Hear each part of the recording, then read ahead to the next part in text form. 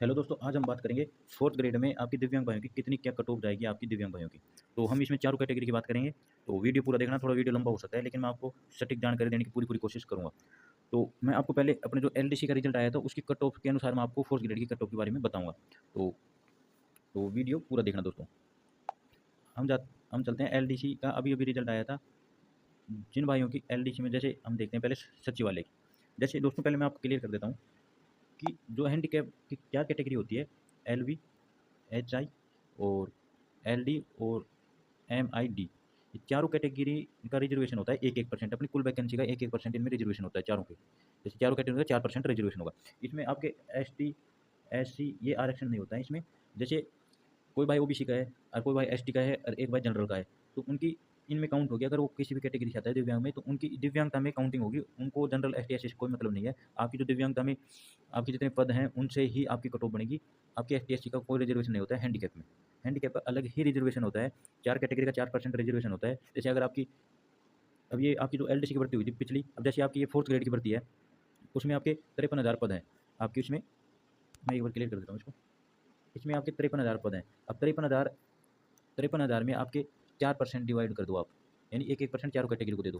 तो आपके जैसे एल डी में आपके 500 के आसपास है, और सभी में आपके 500 480 500 480 है चारों कैटेगरी में। मैंने एक वीडियो बनाया, आप वो वीडियो देख लेना मेरे यूट्यूब चैनल में अंदर जाके। तो ये होता है आपका रिजर्वेशन का। जैसे आपको किसी का, जैसे आपका जो S T S C O B C, इससे कोई मतलब नहीं है। आपकी अलग ही कट ऑफ जाती है। जो आपकी दिव्यांगता की कौन सी श्रेणी है उसमें आपकी अलग कट ऑफ जाती है। हम देखते हैं एल डी से जो रिजल्ट आएगा उसकी कट ऑफ। इसमें आपके 41,000 तो टोटल पद थे कैटेगरी के। जैसे आपके एल डी और सी पी जो भी है, आपकी जो कैटेगरी है चारों कैटेगरी, उनके कोई किसी के 40 थे, किसी के 42 थे और किसी के 43 थे। ऐसे कुछ पद थे आपके 40 42 40 42 आपकी चारों कैटेगरी में। जैसे एक कैटेगरी में 40 है, दूसरे में 42 थे और किसी में 41 थे। ऐसे थे आपके चारों कैटेगरी में अलग अलग पद थे। 40 40 40 के एवरेज थे सब में, क्योंकि आपकी वैकेंसी 4,000 थी। तो उसका 4% 40-40 हो गई आपकी। एक कैटेगरी के 40 40 40 ऐसे हो गए। तो ये है आपकी फोर्थ ग्रेड की। ऐसे आपका आरक्षण होता है दोस्तों दिव्यांग भाइयों का। हम बात करते हैं अपने जो एलडीसी की। आपकी जो दिव्यांग भाइयों की क्या कट हो गई थी उससे हम आकलन लगाएंगे। ये है आपकी सचिवालय में। आपके भी जैसे फोर्थ ग्रेड में आपके जो सचिवालय है उसकी थोड़ी कट ऑफ ज़्यादा जाएगी। फिर आपके स्कूल की ज़्यादा जाएगी, स्कूल लाइफ वाली, और फिर आपके अधीन सेवाओं की आएगी लास्ट में। जैसे ये है, इसमें जो आपकी सचिवालय है उसकी गई आपकी जो भाइयों की जो सचिवालय में है, उनकी आपकी जो कट ऑफ है वो 246 गई थी नॉर्मल जनरल वालों। अब इधर हम आ जाते हैं अपने दिव्यांग भाइयों की ओर। इनमें आपकी गई है जो BLV है उसकी गई है 163। फिर HI की गई है 112। फिर LD की गई है 179। फिर MIMD की गई है 131। यानी आपकी जो वैकेंसी थी, जैसे जो सचिवालय थी, फिर आपकी इसमें आ जाएगी RPSC में आ जाएगी, और फिर आपकी आ जाएगी LDC में, अधीनस्थ सेवा में आ जाएगी। तीनों में डिवाइड है अलग अलग पोस्ट के।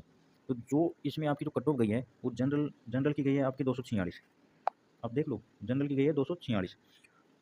और जो आपकी इधर इधर आते हैं, तो इधर जो आपकी दिव्यांग भाई हैं उनकी 163 गई है, 112 गई है, एक 179 गई है और 131 गई है। स्पोर्ट भाइयों की 195 गई है। तो यानी ये एवरेज आता है कि आपकी जो कट ऑफ है वो आपके कम से कम 100 नंबर, 80 नंबर के आसपास डिफरेंस आ रहा है। जैसे 246 में अब ये 63 आ गया, 163 है BLV की। यानी आपके ये गई है आपके करीब 50-60 नंबर के कम गई है। और इधर भी ये हाल है, 112 है। और फिर 112 तो आपकी बहुत कम गई है, 50% ही गई है आपकी। 50 से भी कम गई है, 50 की एवरेज गई है। तो और फिर ये आ जाता है हम ये SC, यानी इसमें 50 60 नंबर का इसमें भी LD CP में भी अंतर है। फिर हम चलते हैं, ये आ गया आपके RPSC में। RPSC में आपकी गई है 238। तो ये आपकी जनरल की गई है। और फिर आपकी BLV में आपकी ये देख लो, ये 163 है, 112 है, 179 है, 131 है, और फिर ये आपकी 159 है। ये आपकी RPSC की है। फिर ये हम आ जाते हैं अपने अधीनस्थ सेवाओं की, आपकी गैर अनुसूचित क्षेत्र बता रहा हूँ आपको ना। 246 गई है तो इसकी। फिर अपने BLV में आ जाते हैं। BLV की गई आपकी 153। फिर LD की गई है 177। अब यहाँ देखो आपका कितना कितना डिफरेंस है। LD की गई है 177 और SP की गई है 194। तो दिव्यांग भाइयों की टाइपिंग नहीं होती है इसके अंदर, क्योंकि अभी सूचना साइक में कई दिव्यांग भाइयों के जो हाथ से हैंडीकैप थे या जिनके लोअर विजन था, उन्होंने कोर्ट में याचिका दायर की थी और उनकी टाइपिंग नहीं थी, उनका डायरेक्ट फाइनल रिजल्ट आया था। तो ये और थोड़ा इसमें ये होता था, टाइपिंग की भी छूट मिल जाती है अगर आप कोर्ट में याचिका दायर करते हो। अब अपने फोर्थ ग्रेड में क्या है, अपने फोर्थ ग्रेड में तो फाइनल रिजल्ट ही डायरेक्ट। इसके अलावा आपके पास कोई और कुछ करना ही नहीं आपको। अब मैं आपको यहाँ थोड़ा एनालाइज करता हूँ। मैं तो एक आपको आइडिया के हिसाब से बता रहा हूँ भाई, इतना डिफरेंस तो रहता है। लेकिन आपकी वैकेंसी कितनी थी इसमें, आपकी सिर्फ LDC में एक कैटेगरी की 40 और किसी की 41 पे, इतनी वैकेंसी थी। तो उसके हिसाब से आपकी कट ऑफ में डिफरेंस था कम से कम 60% व 60 नंबर का डिफरेंस था। तो हम आ जाते हैं फोर्थ ग्रेड पे। अब फोर्थ ग्रेड में ये है कि आपकी जो वैकेंसी है वो तो 53,000 है, लेकिन अब हैंडीकैप वालों की हर कैटेगरी की 500 के एवरेज वैकेंसी है। यानी आपकी टोटल वैकेंसी हैंडीकैप वाले चारों कैटेगरी की आपकी 21 और कुछ पदों पे आपकी वैकेंसी 5,000 कर यानी आपकी सिर्फ 500 है एक कैटेगरी की। और चारों कैटेगरी में मिला आपके कुछ 21 पद हो रहे हैं, क्योंकि किसी कैटेगरी में 516 भी है, तो किसी में 500 है, किसी में 480 या 96 है। मैंने एक वीडियो बनाई, वो देख लेना। तो अब आपके जो सिलेबस के हिसाब से आपके, मैं आप अनुमानित बता रहा हूँ, पर यह है आपकी जो कट ऑफ बनेगी वो इसके अंडर ही बनेगी, क्योंकि जो वैकेंसी आती है पद के हिसाब से प्लस जितना कंपटीशन होता है उसके हिसाब से आपकी कट ऑफ बनती है। अब जो दिव्यांग भाई हैं उनकी कट ऑफ कैसे बनेगी? अब जैसे आपके 120 क्वेश्चन है, आपकी वैकेंसी 500 पदों पर एक कैटेगरी की, तो 120 में से आपके कितने सब्जेक्ट है? इसमें आपकी मैथ आएगी, हिंदी आएगी, इंग्लिश भी आएगी और जीके आएगी और कुछ साइंस के भी हैं, कुछ करंट के भी है। 5-6 सब्जेक्ट हैं आपके। अब इनमें जो दिव्यांग भाई हैं जैसे बीएलवी है, एलडी है, इनके हाथ पैरों में दिक्कत है, उनको क्या सोर्स नहीं मिलते पढ़ने के, तो वो क्या इतने ही पढ़ पाते हैं कि उनका ठीक है नॉर्मल नॉर्मल।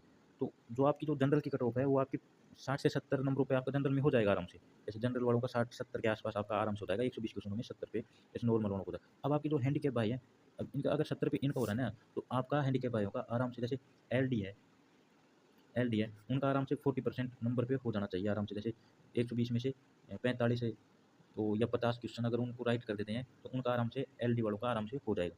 अब जैसे बीएलवी अपनी बीएलवी, अब इनका भी यही सीन है कि इनका अगर इनके आपने बीएलवी कैटेगरी से हैं, आपके अगर 30 क्वेश्चन या 35 क्वेश्चन भी अगर आपके राइट हो रहे हैं तो आपका आराम से हो जाएगा इसके अंदर सिलेक्शन। और अपने एच आई की तो और भी कम जाएगी आपके। एच आई की तो 25 से आपसे 25 या 30 के एवरेज एच आई की कट ऑफ जाएगी। 25 से 30 क्वेश्चन ही आपकी एच आई की कट ऑफ चल जाएगी। मैं 120 में से बता रहा हूँ आपको कितने क्वेश्चन करने हैं। और फिर एम डी सी पी का भी आपकी ये लगा लो आपके 25-30 क्वेश्चन पे आराम से आपका सिलेक्शन हो जाएगा। आप मेरी बात समझना, ये कट ऑफ इतनी कम क्यों जाएगी ये भी मैं आपको बताऊँगा।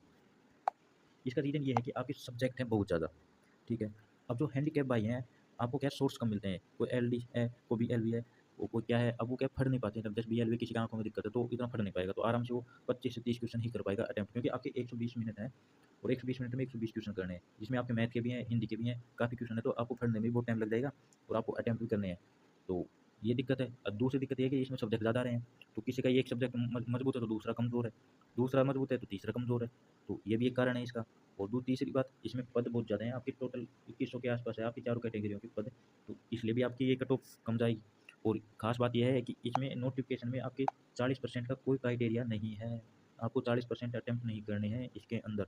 यानी जैसे पशु परिचय में आपकी 40% अटैम्प्ट करोगे तो ही आपका पेपर की जाँच होगी, अन्यथा आप डिस्क्वालीफाई हो जाओगे। अब इसमें क्या वैकेंसी ज़्यादा है तो पद खाली रह जाएंगे, इसकी वजह से उन्होंने 40% क्राइटेरिया के बारे में कुछ नहीं दिया है। बस आपको ये ध्यान रखना है, इसमें नॉर्मलाइजेशन होगा और आपको नेगेटिव मार्किंग नहीं करनी है। आपको नेगेटिव मार्किंग बिल्कुल नहीं करनी है। अगर आपको 10 या 15 क्वेश्चन आ रहे हैं आप वही करके आओ, अन्यथा आपके नंबर कम भी हो जाएंगे। अगर आपने ज़्यादा क्वेश्चन करे हैं और उनमें से अगर आपके गलत भी हैं तो नेगेटिव मार्किंग में कट जाएंगी, प्लस आपके जो नॉर्मलाइजेशन होगा उसका नया फॉर्मूला है, पता नहीं कैसे नंबर बढ़ेंगे या घटेंगे।